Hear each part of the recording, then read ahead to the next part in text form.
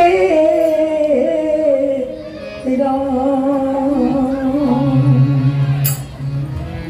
मुझे अपनी शरण में ले लो राम, ले लो राम, अपनी शरण में ले लो राम, ले लो।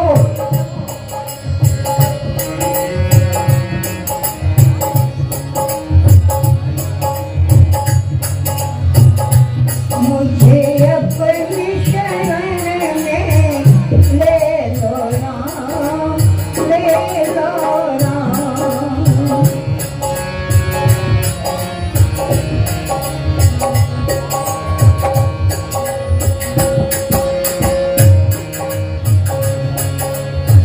दर दर को दर दर को कहाँ कहाँ अपना सर पटको, दर दर को दर दर भटको, कहाँ कहाँ अपना सर पटको।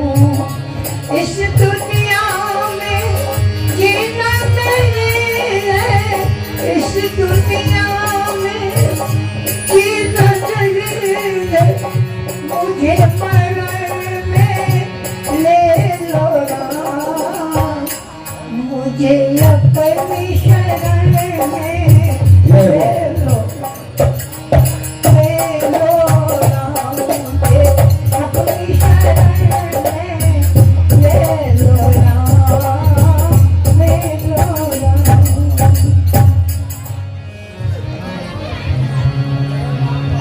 मेरी झोपड़ी के भाग आज खुल जाएंगे राम आएंगे, मेरी झोपड़ी के भाग आज खुल जाएंगे राम आएंगे, राम आएंगे आएंगे राम आएंगे, राम आएंगे आएंगे राम आएंगे।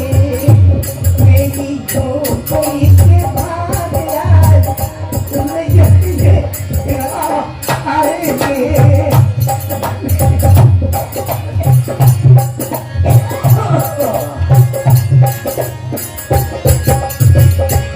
मेरी झोपड़ी के भाग आज खुल जाएंगे राम आएंगे, मेरी झोपड़ी के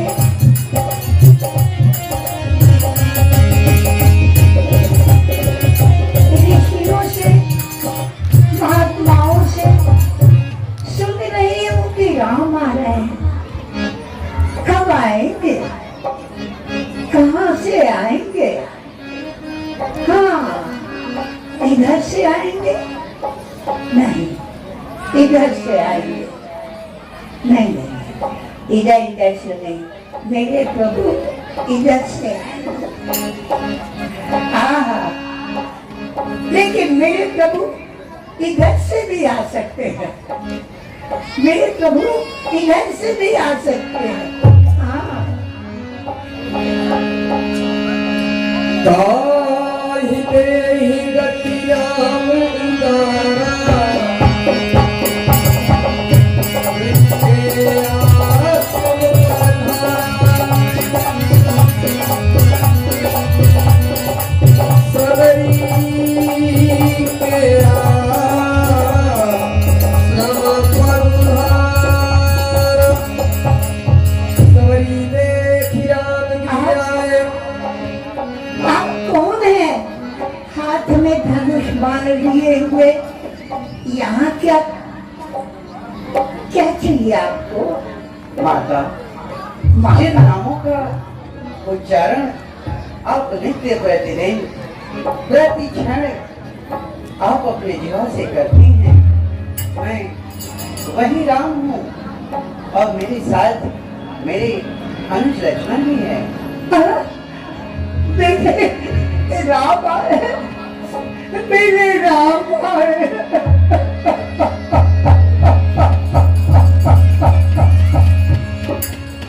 मुनि के बचन समुझी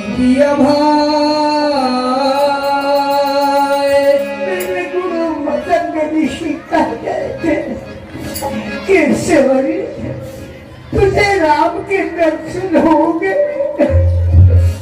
आज आज मैं कितनी भाग्यशालिनी हूँ, जिन चरणों की सेवा करने के लिए ब्रह्मा विष्णु शिव है, 33 कोटि देवगण, मुनि महात्मा साधु सन्यासी बैरागी यति गोसाई, लेकिन ये चरण उनको भी ना मिला।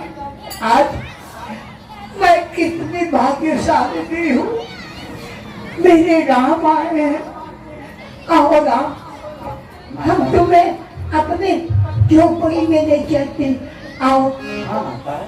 अरे मेरी झोपड़ी के भाग्य आज खुल जाएंगे, राम आएंगे। मेरी झोपड़ी के भाग्य आज खुल जाएंगे, राम आएंगे। राम आएंगे, आएंगे, राम आएंगे। राम आएंगे, आएंगे, राम आएंगे। मेरी झोपड़ी के भाग्य आज खुल जाएंगे, राम आएंगे। मेरी झोपड़ी के भाग्य आज खुल जाएंगे, राम आएंगे। हे प्रभु, हे दीनबंधु, आज मैं अपने भाग्य की सराहना किन शब्दों में करूं?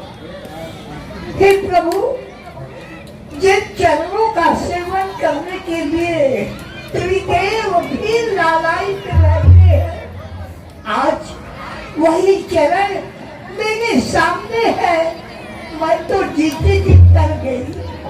हे प्रभु, आप, अरे मैंने आपको कुछ खिलाया तो है ही नहीं, मैं कैसी बावली हूँ। रुकिए, पहले आरती तो कर लो। अरे क्या करूँ, बुढ़िया हूँ ना, बुद्धि है नहीं, इधर से उधर हो जाता है, क्या करूँ। माता सेवरी की प्रेम को देखो। माता, ऐसी कोई आवश्यकता नहीं। मेरे घर आए राम, प्रेम सहित आज मेरे घर आए राम, जय मन सभी आरती उतारो। आज मेरे घर आए राम, जय मन सभी आरती उतारो।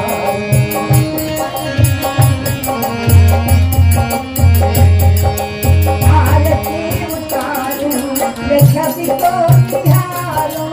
आरती उतारो, ये छवि को निहारो। मार मार मेरे राम, आज मेरे घर आए राम, प्रेम भरी आरती है।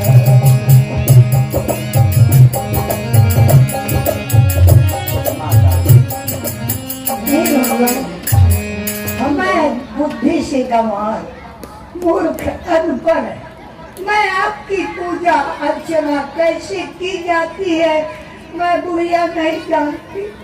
माता, बस गुरु की आज्ञा हुई, राम मंत्र का जाप कर, बस 2 अक्षर का वो नाम, वही मेरे जीवन का आधार। हे प्रभु, हे माता, आपका प्रेम के अश्रु से हम तो पहले ही पवित्र हो चुके हैं। अब माता बैठिए। हे माता, आपके आश्रम में यदि कंदमूल फल हो तो ले आइए। हाँ हाँ क्योंकि हम दोनों भाई- ए बच्चा, बड़ी अरे वो छोटी सी कंदमूल जो भगवान के लिए मैं रखी हूँ लेके आ जा जल्दी। हाँ जा। आपको भूख लगी है ना माता? कहिए। का प्रेम निश्चल है। आपकी भक्ति से हम बहुत प्रसन्न हैं माता। क्या हाँ ला माता, बहुत सुंदर वेद है। हाँ हाँ हाँ है हाँ लो खाओ खालो मीठे मीठे बैर लागे सवेरे। बहुत सुंदर बात है। आओ आओ आओ बहुत मीठा है।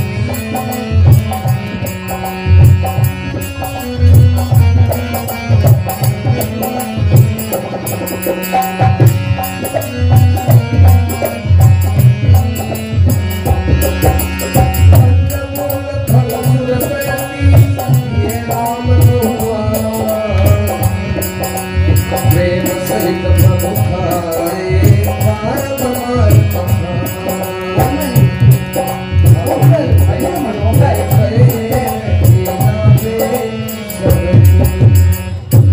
कोमल उज्ज्वल मधुर मनोहर अमृत जैसा वे गुठली फेंकत सकुच लगत है प्रेमणी के वे। लक्ष्मण लक्ष्मण तुम खाते नहीं, देखो तो कितना मीठा है। पृथ्वी से लेकर गगन तलक जो कुछ भी इससे फीका है।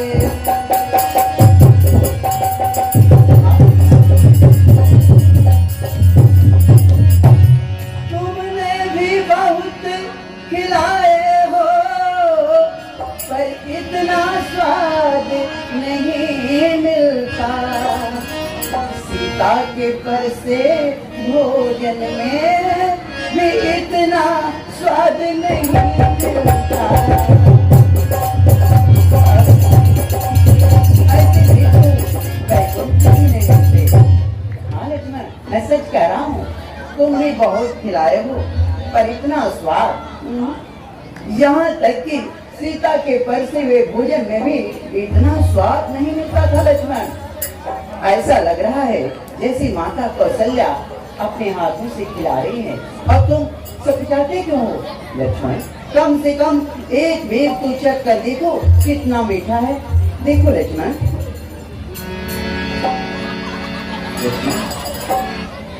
ये क्या लक्ष्मण, तुमने माता सेवरी के एक प्रेमी के दिल का अनादर कर दिया। आज मेरे हृदय से श्राप किया। जिस वेद का तुमने अनादर किया है लक्ष्मण, वही वेद एक दिन तुम्हारे लिए संजीवनी बूटी बनेगी। माता, वेलने तो सच्ची भक्त में हो, भक्तों में नहीं झमेला है। क्या खान पान की बात यहाँ, यह भक्ति मागी अलबेला है। हाँ माते, मैं तुम्हारी भक्ति से बहुत ही प्रसन्न हूँ। मैं तुम्हें अपनी नवधा भक्ति प्रदान करता हूँ। हाँ माता, मैं आपको अपनी 9 प्रकार की भक्ति कह सुनाता हूँ, जिसे आप अपना मन चित्त और बुद्धि लगाकर ध्यान से सुनिए। हाँ माता, गुरुकुल में मैंने जो भक्ति की महिमा श्रवण किया है, मैं अपने हृदय से कहता हूँ, आप भी अपने हृदय में धारण कीजिए। प्रथम भगति संतन कर संगा, दूसर रति मम कथा प्रसंगा। मैं जब से आया हूँ, आपके हृदय में यही उठ रहा है कि मैं राम की सेवा में कुछ कमी रह गई है, और आप जाति पात नहीं माता, मैं जाति पात को नहीं मानता। बिना भक्ति का मनुष्य मुझे ऐसा ही सोचता है जैसे बिना जल का बादल। मैं तो केवल भक्ति का नाता मानता हूँ, जाति पाति को नहीं मानता हूँ। माता, मैं तुम्हारे भक्ति से प्रसन्न हूँ, मैं तुम्हें नौधा भक्ति प्रदान करता हूँ। हे माता, संतों की संगति करना यानी सत्संग करना, यही मेरी प्रथम भक्ति है। और मेरी कथा में प्रीति रखना, श्रद्धा और विश्वास रखना, यही मेरी दूसरी भक्ति है। माता, अभिमान त्याग कर ब्राह्मणों और गुरुओं के चरण कमल की सेवा करना, गुरु का आदर करना, सम्मान करना, यही मेरी तीसरी भक्ति है। छल कपट त्याग कर, चौथी भक्ति, छल कपट त्याग कर मेरे गुरु का गुणानुवाद गाना, यानी मेरे धर्म और मर्यादा का इस संसार में प्रचार प्रसार करना, यही मेरी चौथी भक्ति है। पांचवी भक्ति, मेरे मूल मंत्रों का दृढ़ विश्वास करके भजन करना, कीर्तन करना, यही मेरी पांचवी भक्ति है। माता, छठवीं भक्ति, अपने अपने इंद्रियों को जीत लेना, शीलवान होना, वैराग्य और सत्कर्म में प्रीति, सज्जन पुरुषों के धर्मों का निरंतर आचरण करना, यही मेरी छठवीं भक्ति है। सातवीं भक्ति, सब जगत को राममय देखना और संत महापुरुषों को मुझसे भी अधिक जानना, यही मेरी सातवीं भक्ति है। माता, आठवीं भक्ति, जो कुछ भी इस संसार में प्राणी को मिल जाए उसी में संतोष करना, सपने में भी पराये दोषों को नहीं देखना, यही मेरी आठवीं भक्ति है। हे माता, नौवीं भक्ति, सबसे सीधा रहना, छलहीन रहना, मेरा ही भरोसा रखना, सदैव हर्षित और शोक रहित रहना, यही मेरी नौवीं और अंतिम भक्ति है। हे माते, इन 9 भक्तियों में से जिस किसी नर नारी चर अचर के पास एक भी भक्ति हो, वह मुझे अत्यधिक प्यारा है। और तुम्हारे पास तो सभी 9 भक्तियां सुदृढ़ है। जो गति योगी महात्माओं को दुर्लभ है, आज तुम्हें वो सुलभ हो गया है। मेरे दर्शन के परम अनुफल से जीव अपने स्वाभाविक रूप को प्राप्त हो जाता है, यानी मोक्ष को प्राप्त हो जाता है। हे माता, आज तुम्हारा बड़ा भाग्य है जो तुम हमारे चरणों में प्रीति लगाई, और तुम्हारी महिमा जिस किसी के हृदय में बस जाए उसका भी इस जगत में बड़ा भाग्य है। माता, आप बड़ी भाग्यशाली हैं। आपके गुरु मतंग ऋषि जी के सानिध्य में आप उनकी शिष्या बन करके जीवन यापन की, आप के समान भाग्यशाली कोई नहीं। हे माता, आपको विदित हो कि हम अयोध्या से माता पिता का वचन मानकर 14 वर्षों के लिए वन में आया था। मैं अपने अनुज लक्ष्मण और भार्या जानकी सहित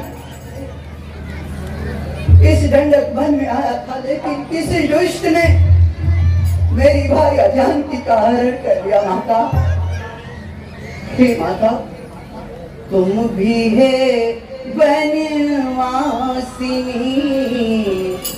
बतला दो कुछ राय, कहाँ जाए किससे कहें, क्या हम करें उपाय, कान से क्या हम करें उपाय। माता, आप हमारा मार्गदर्शन कीजिए। माता, मैं अपनी सीता को कहाँ ढूंढूं? आप मुझे माँ बतलाइए, क्या आप मेरी जनक सीता जानकी के बारे में जानती हैं? तो बतलाइए। हे प्रभु, आप सीता जी के साथ में तो आए नहीं, आप अपने भाई के साथ आए। जीवन में पहली बार मैंने आपके दर्शन किए, मैं कैसे बता सकती हूँ? हाँ, एक रास्ता है, यहाँ से थोड़ी दूर पे ऋष्यमुख पर्वत है, वहाँ बंदरों के राजा सुग्रीव अपने भाई बाली के डर से छुप के रहते हैं। अगर उनसे आपकी मित्रता हो जाए तो बस समझ लीजिए आपका कार्य सिद्ध हुआ। अवश्य माता, आपकी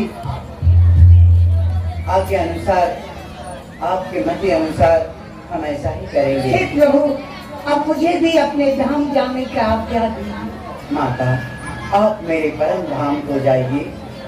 मैं आपको अपनी उज्ज्वल भक्ति, अपनी विमल भक्ति प्रदान करता हूँ। चलिए